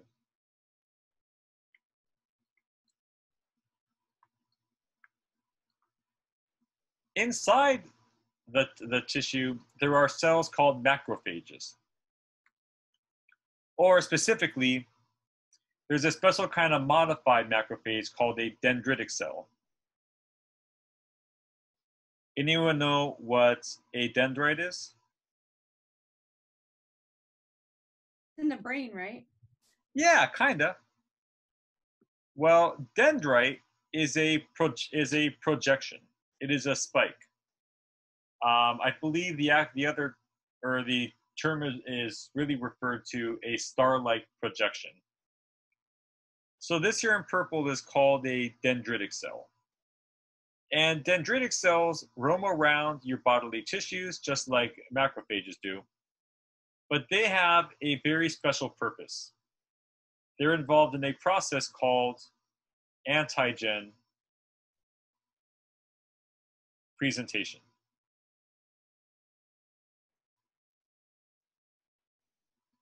Because if we zoom in on this dendritic cell, let's go ahead and do that. Let's zoom in on it.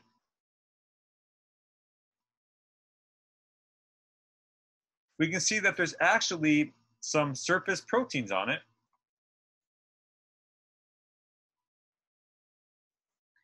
And this surface protein is called major histocompatibility complex 2. So this is the real MHC2. The MHC that's found on body cells, that's MHC1. MHC2, though, is found on dendritic cells. And dendritic cells, recall that they are modified macrophages, so they consume via endocytosis. So what's going to happen is that a pathogen is going to somehow get into the body I'll just go ahead and just draw bacteria here. How often do bacteria double? Isn't it every 25 minutes? Yeah, every 20 to 25 minutes. So this bacteria infection, somehow this bacteria got in here, maybe from a cut or wound, and these bacteria are multiplying. It's becoming a big problem, like to the point where the body really cannot deal with all of them. What's going to happen is that this dendritic cell, it is going to undergo the process of phagocytosis, just like this. It's going to consume the pathogen, and it is going to eat it. So if I'm going to zoom in a bit, this dendritic cell here,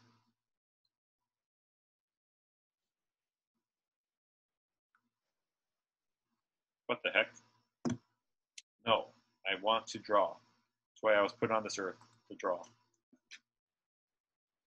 So here this dendritic cell. And it has just consumed the pathogen. And it's going to do something a bit different with it. It's only going to partially digest it. However, it's going to store a piece of it. It's going to store it in this MHC2 protein. I'll say that this bacteria is going to have triangles for hands. So it is actually going to present this pathogen fragment. We call this antigen presentation. Antigen presentation. Because right now it is presenting the antigen. It's almost holding it up over its head like a badge of honor. Maybe for Halloween this year, you guys should dress up as an antigen presenting cell.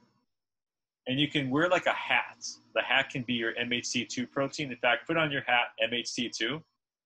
And then put like a, I don't know, a zombie arm in it. Nobody would know what you are. Maybe Well, you would.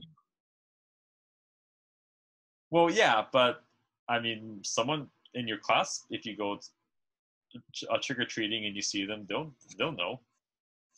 All right. Allow us to be on campus in October. I hope so. I hope we're back in action. All right. Even though that's very optimistic, I am an optimistic person. Sometimes. All right. So, anyways, we know that beneath the bodily tissues, there's a system called the lymphatic system. And the lymphatic system has these areas called nodes, which are loaded with lymphocytes. They are loaded with B and T lymphocytes. So what's going to happen here is that this dendritic cell, which is now an antigen presenting cell, is going to go into the lymph tissues, and it is going to go to the lymph node. So this is now the journey of our friend, the dendritic cell. It's now in the lymph node, and it is now presenting the chunk of the pathogen. Okay. Any questions so far on phase 1, phagocytosis? All right, so antigen display. I have a quick question. Sure. What is antigen display? Oh, it's pretty much the same thing. To display it is to show it on the surface. Okay. Protein. To present it, that's when it actually present it to the B cells. Okay. But you know what? I just like the term antigen presentation. I'm not going to use display and presentation differently. All right, do we all need this, or can I delete? I will delete. All right, so now when we last left our hero, we had the dendritic cell, which is literally just in the lymph node. And it is going to wait there as it presents the pathogen fragment. I'm going to draw this a little bit bigger, just so it's easier to see. So this is the chunk of the pathogen. And pay very close attention to the surface proteins, their shape. Is this the phase 2? Yep, so this is phase 2. Thank you for bringing that up. This is phase 2. So what's going to happen here is that this pathogen, pay attention to the fact that it has PAMPs that look rather triangle in shape. So what's going to happen is that B lymphocytes are made with surface proteins in a random pattern. So this dendritic cell here is going to present this pathogen, and it's going to wait. Because as B cells are being made, they have all sorts of surface proteins. Maybe some of them look like spikes. Maybe some of them look like circles. And keep in mind, this is random. These are just B cells with random surface proteins. Maybe one has aspirations for Hollywood and it looks like this. I don't know. So this dendritic cell is going to wait here until it finds a match. It needs to find a random B lymphocyte that has the exact same pattern of surface proteins.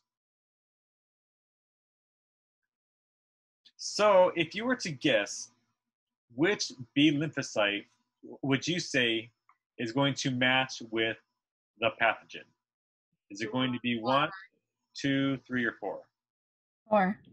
Yeah, okay, probably not a big secret. It's going to be 4. But it's important to note that these B lymphocytes are made in a random pattern. There's no rhyme or reason behind it. They're just made with random surface proteins, and they roam around the lymph nodes, basically doing nothing until they match up. When there is a match, they are going to form a bond. And they are going to do nothing. However, they're going to call over a special cell called a helper T cell. Helper T cell. You probably have heard of these. These are the cells that HIV infects. Frank asked, what would happen if it cannot find the B cell match? Frank, luckily to tell you, or I'm happy to tell you that there will always be a match. It's just going to take a while. These B cells are made in batches of thousands and thousands at a time. So yes, there will be a match. How long it takes depends. It's kind of like if you're trying to open a key to trying to find the key to a door, and you have a huge set of keys that has every single key on it known to man. You somehow got this giant key ring. What you're doing is you're pretty much trying one key at a time until you find the one that fits. Yes, B cells are constantly being made all day, every day, all the time. But as I said, they're made in small amounts in these random patterns. Nope, it's calling over the helper T cell. It's almost like when you go to Target or something, and let's say that you buy something, and let's say you say, no, it's on sale. And they say, well, it's coming up as full price. No, it's on sale. Can't you change it? No, the poor person at Target's making like minimum wage. So they need to call over a manager, and the manager needs to make that change. That's what the helper T cell is. The helper T cell is going to be called over, and it is going to double check this. So the helper T cell is going to double check. First, it needs to make sure that there's a proper match, and it also needs to make sure that this is not an autoimmune response. It needs to make sure that this is actually a pathogen.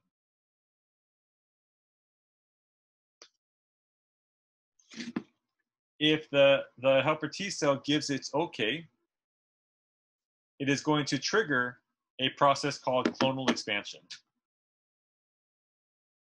So I'll show you exactly what's going to happen.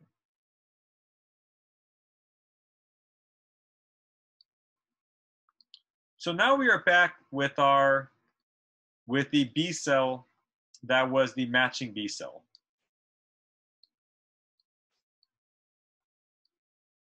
And it is going to trigger a process called clonal expansion. So what this cell is going to do is it is going to divide in a very aggressive manner. It is going to keep on dividing into cells called plasma cells.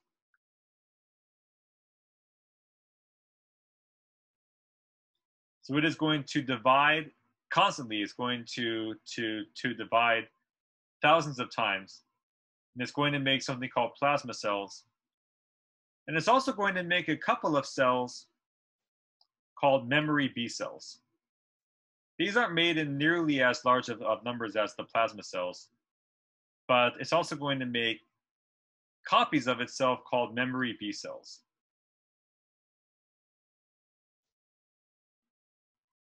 All right, so let's take a look at this plasma cell. On the surface, it doesn't look like much.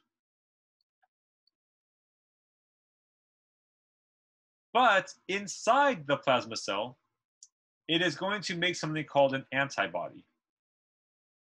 It's called a body because it has 2 arms and a body. So this is called an antibody. And in case you're curious, these are the arms. Now these antibodies, you're probably noticing that the plasma cells themselves have no markings of significance. But these antibodies they make, if you look here, what do you notice about the pattern of proteins on the antibody? What do you notice? It's the same. They're the same as what? The same shape as the pathogen. Exactly, yeah. Matching proteins stick together. So what's going to happen now is that this plasma cell, and there's several plasma cells now, thousands and thousands of plasma cells, they are going to release antibodies into the body. And I think it's something that they can release something like millions per second. So millions of antibodies. Yes, I know I spelled millions wrong. So it is churning them out. So what happens is that once the helper T cell gives the matching B lymphocyte the permission to undergo clonal expansion, it's going to divide rapidly. It's mainly going to make these cells called plasma cells, but it's also going to make a couple cells called memory B cells. These plasma cells, once they're made, are going to be releasing millions of antibodies per second, per minute. And they're going to float around the body. Now, what do these antibodies do? Well, let's go and find out. So keep in mind that our body cells were currently being infiltrated by bacteria, by a pathogen. So these are the body cells. So now phase 3? Yep. And keep in mind that we had, let's write down here, phase 3. Thank you for keeping me on track. So here's the bacteria just kind of doing their thing, dividing every 20 to 25 minutes. And these antibodies are going to now infiltrate the body. And keep in mind that antibodies, they stick to anything that has a matching surface protein. So what they are going to do is, I'll draw antibodies in pink, is they're going to stick all over the pathogen, almost like glue. So they are going to find the surface proteins and they're going to stick there.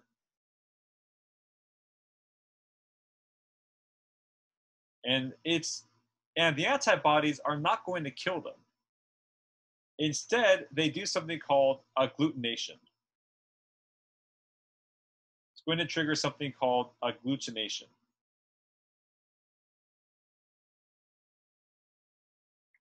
Which pretty much just means to stick together. I kind of compare it to those movies where they throw the net over somebody, and then the person is like floundering around in the net because they don't know how to get it off of them, and they stay in the net until, I don't know, the lion comes and eats them. Or maybe you got to see some weird movies, but anyways. What the antibodies are going to do is they're going to cause something called agglutination. And once this pathogen is agglutinated, so right now it is stuck together. Once this is agglutinated, this, which I'm circling in red, is going to be called an opsonin. So once it is agglutinated, it's going to be called an opsonin. Opsonin means to prepare the meal or prepare the meat.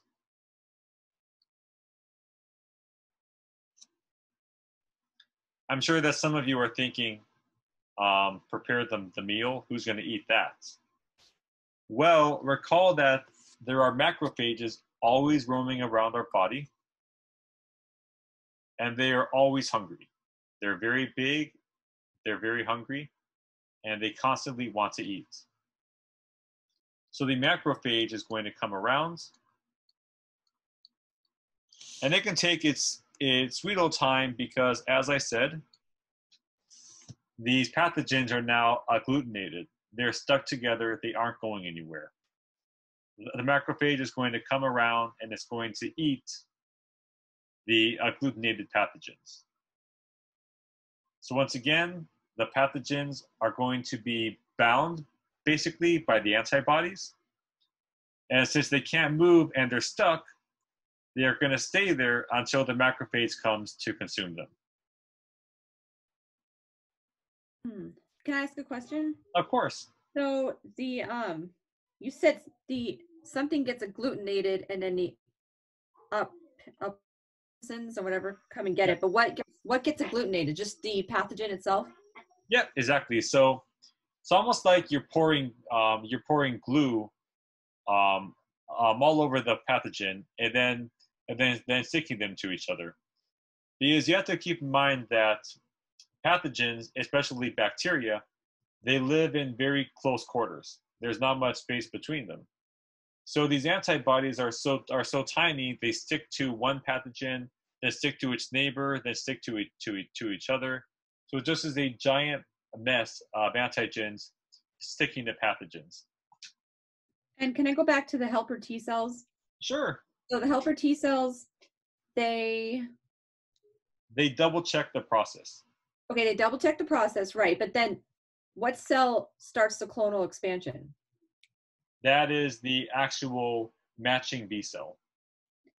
Oh, that's the actual matching B cell. Okay. Yep. So basically, yeah, let me go back and kind of clear up what Laura was asking. Is that, recall there's only one B cell made.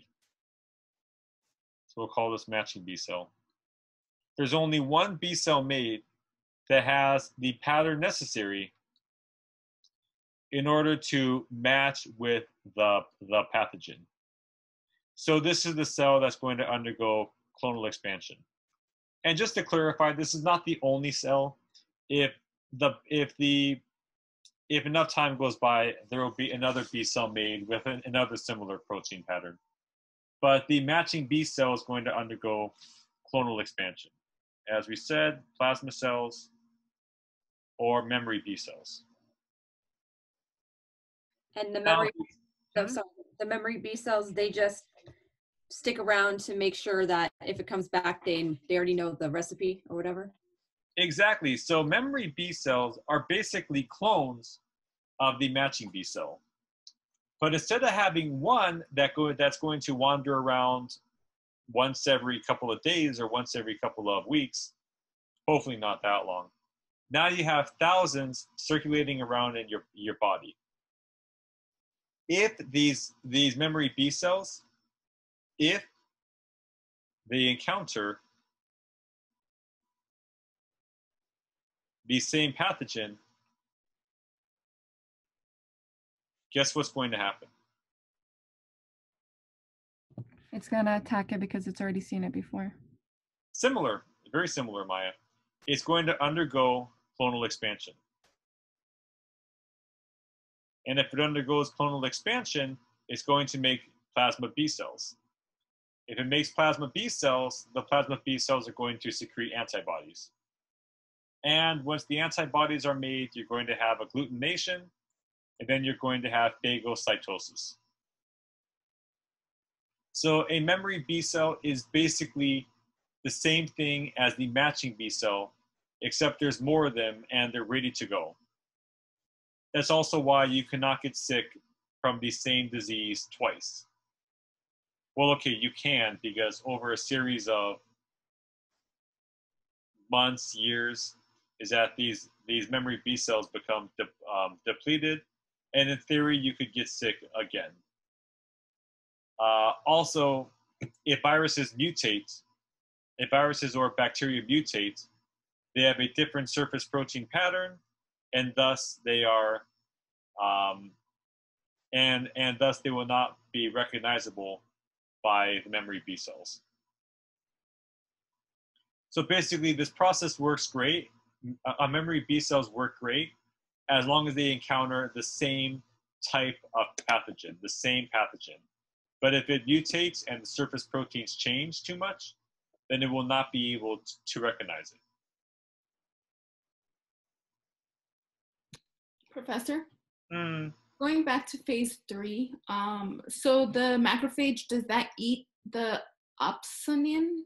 Oh, yes, it does. And it's very, very happy to eat it, because if we recall, macrophages, their name translates to big eater. And what it's going to do is it's going to wander around, and it's going to happen upon these poor bacteria that have been agglutinated. And then it's going to eat it. But the genius thing is that it can take its time. It doesn't need to rush. So you probably have heard about antibody therapy. So antibodies, they're made, they're used, and then they just go away. The only thing that can make more antibodies are plasma cells. But recall here that antibodies have the exact same matching protein pattern as the pathogen. Meaning that since they have the same matching protein pattern, the antibody can stick to the pathogen. So the idea is, and this actually works, but the idea is if somebody's sick in the hospital and you can find a way to inject them with antibodies, then the antibodies will already be made to agglutinate the virus and trigger phagocytosis. So antibody therapy is a way of giving somebody antibodies without them having to learn and undergo clonal expansion and all that. Once you're been sickened by a virus or whatever, how long does it take for the antibodies to be made in your own body? Say between 5 days to 7 days. That's probably a pretty good reference. Professor. Yes. Oh, sorry, Laura. I'm done. Okay. For antigens, does it occur where once we receive the antigen, we're still not immune to it, like with this COVID, for example? So just to clarify, antigen is the thing that causes the antibody to be made. But there, as I was saying a couple weeks ago, this virus is a nasty virus. It is a nasty virus because its structure actually partially inhibits antibodies from binding to it in the first place. It doesn't mean that antibodies cannot bind to it. It just means that they have a harder time doing it. Now, when you have millions of antibodies floating around in your body, that's not a huge deal. But if you inject someone with a couple thousand, it is going to be a big deal because it may not work well. All right, last thing we're going to talk about is something called a suppressor T cell. And a suppressor T cell does a very simple job. So there's lots of T cells in case you are wondering. They are going to stop the immune process. They are the cells that end the process of clonal expansion, plasma cell production, and antibody release. So when the process is stopped, the only thing that you will have left are the memory B cells floating around your body, waiting to encounter the pathogen again, so it can undergo clonal expansion and defeat the pathogen before you even know it's there.